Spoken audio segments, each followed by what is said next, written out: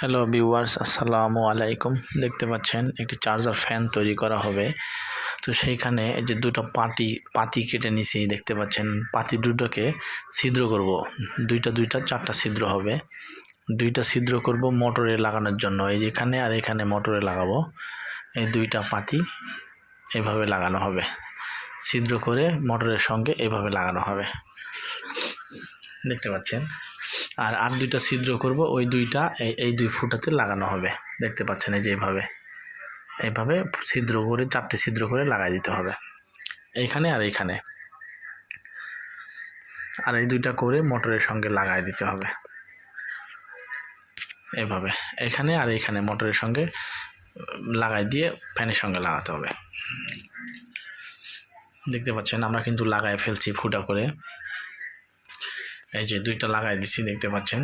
মোটরের সঙ্গে লাগানো হয়েছে, মোটর আবার খাঁচার সঙ্গে লাগানো হয়েছে, এবং একটা পিছনে পাতি দেওয়া হয়েছে, ফুটা করা হয়েছে এই কভারটা লাগানোর জন্য। এখানে স্ক্রু লাগানো হবে, কাট স্ক্রু, দেখতে পাচ্ছেন। এখানে ফুটা করা আছে, এই দুইটা লাগানো আছে, নাট দিয়ে দুইটা লাগানো আছে।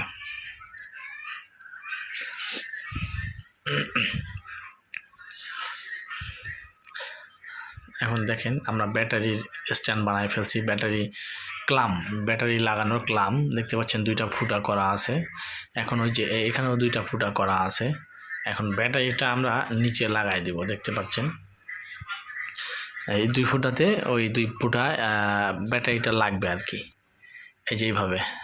তারপরে নাট দিয়ে লাগাই দেওয়া হবে, দেখতে পাচ্ছেন। আমরা কিন্তু বেল্টটা কেটে নিছি, ব্যাটারি আটকানোর যেই ক্লামটা ওটাও ফুটা আছে, ফ্যানেও দুইটা ফুটা আছে। এইভাবে লাগবে ব্যাটারি সহকারে লাগাই দিয়ে দুই পাশে দুইটা স্ক্রু নাট লাগাই দিলে পরে আমাদের ব্যাটারিটা এভাবে আটকে যাবে, দেখতে পাচ্ছেন।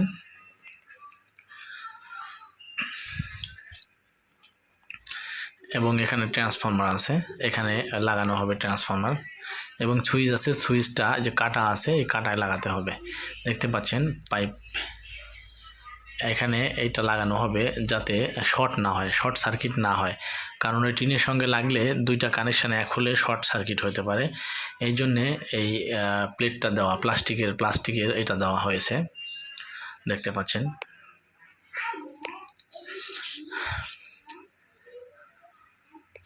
ঠিক আছে, ভিডিও ভালো লাগলে লাইক, কমেন্ট, শেয়ার করবেন, চ্যানেলটি সাবস্ক্রাইব করে দিবেন এবং বেল আইকনটি অন করে দিবেন। দেখতে পাচ্ছেন এটা কাটা হয়েছে, এখানে সুইচটা লাগবে এবং পুরো ব্যাটারি সহকারে ওখানে ঢুকবে।